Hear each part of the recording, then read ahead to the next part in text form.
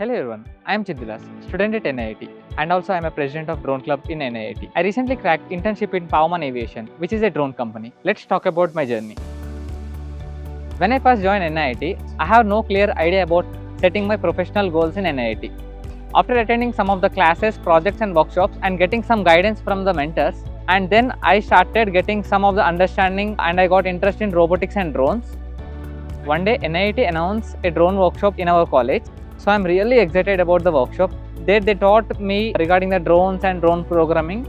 After attending drone workshop, college shortlisted me for the drone club. Then student elected me as a president for the drone club. After hearing that internships are from NIAT, I started preparing for the internships and I got a conditional internship offer letter. Our first goal was to get the conditional offer letter converted to offer letter from the Powman Aviation. So NIAT main focus was to guide students who got a conditional offer letter. They need to get complete offer letter. So we go to the company from Monday to Friday, and from Saturday and Sunday we allocate the whole day for completing our course in NIAT. I am truly thankful to NIAT and mentors for continuous support. By this journey, I would like to say one thing.